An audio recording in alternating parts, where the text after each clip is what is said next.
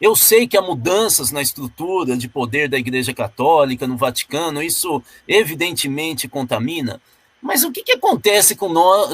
Eu nunca falo da minha fé e religião para não ficar confundindo, acabei me entregando aqui. Mas o que acontece com os cristãos de hoje no Brasil? Por que a gente não tem esse movimento que se tinha nos anos 80? Eu lembro de um encontro em Vitória, que foram listadas 100 mil SEBs, 1980, 81. Então, assim, o que acontece que a gente também nós perdemos? Por que eu estou falando dos cristãos? É porque em 1990, a gente tem a maioria das organizações populares no Brasil, maioria dos sindicalistas autênticos, movimentos sociais, urbanos e rurais, tinham um pé nas organizações católicas, direto ou indiretamente. Tinha passado por uma pastoral, ou tinha passado por um curso, e a gente disputava valor naquele momento. Ninguém tinha coragem de falar, eu sou de direita. Ninguém. Agora tem uns carinha aí que postam até símbolo nazista e depois falam, eu não sabia, achei que tinha liberdade de expressão. O que é que acontece, Frei Beto? O que nós erramos e por que a gente não retoma essa energia?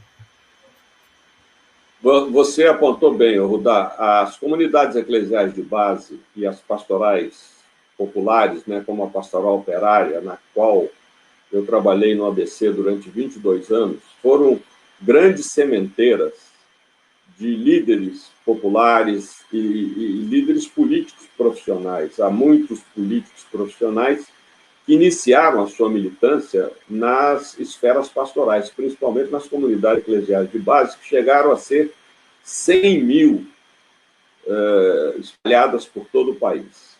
Acontece que a Igreja Católica foi atropelada por dois pontificados conservadores que duraram 34 anos. O pontificado de João Paulo II, que durou 26 anos, e o pontificado de Bento XVI, que durou 8 anos.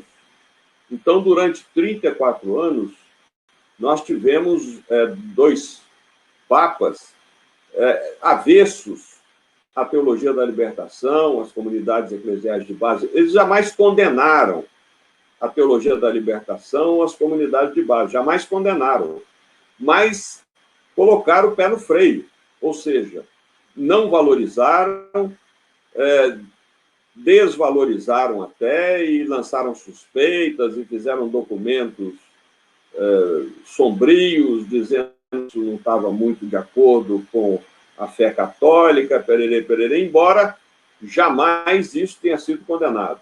Resultado, hoje nós temos toda uma geração de padres e bispos formada por esses 34 anos de pontificados conservadores. É evidente que há muitos padres e bispos no Brasil ainda progressistas, mas não temos mais figuras como Dom Helder, Dom Paulo Evaristo Arnes, Dom Pedro Casaldáliga, Dom Valdir Calheiros, Dom Luiz Fernando, lá de Vitória, e tantos outros bispos que davam a cara a tapa, sabe, como profetas. Eles vinham às ruas, denunciavam, iam para a mídia, denunciavam as mazelas do governo, as injustiças, defendiam os direitos humanos.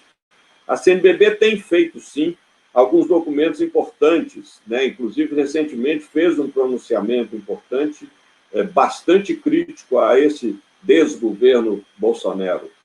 Mas não tem aquela mais ousadia profética que caracterizava a Igreja Católica nos anos 70, 80 e 90, por causa desses pontificados conservadores. Hoje, a Igreja Católica vive uma situação esdrúxula, porque ela tem uma cabeça progressista, que é o Papa Francisco, sem dúvida nenhuma, o principal estadista mundial hoje, o mais crítico ao capitalismo. Basta ler as encíclicas dele, a Laudato Si, né, Louvado Seja, que é uma encíclica socioambiental. Quem quiser realmente ter uma cartilha do que é a questão socioambiental, leia a encíclica do Papa Francisco. E também basta seguir os seus pronunciamentos nos 3 encontros que ele fez com líderes de movimentos populares, 2 em Roma e 1 em Santa Cruz de la Sierra. E a semana passada ele convocou o 4º encontro, será evidentemente virtual, a ser realizado em setembro. em que ele quer debater como a pandemia afetou os trabalhadores mais pobres e mais excluídos. Isso é um tema muito importante. Pois bem, então nós vivemos hoje a necessidade de voltarmos ao trabalho de base, seja na igreja, seja fora da igreja, nos sindicatos,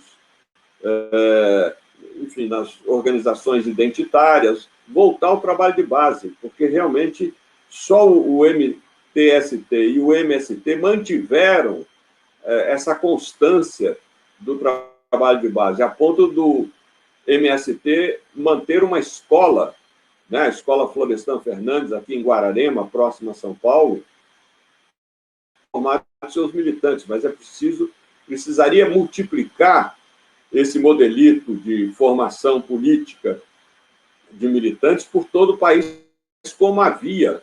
Você se lembra disso nos anos 80 e 90. Em qualquer estado do Brasil, nós tínhamos pelo menos uma ou duas equipes de educação popular. E elas praticamente desapareceram.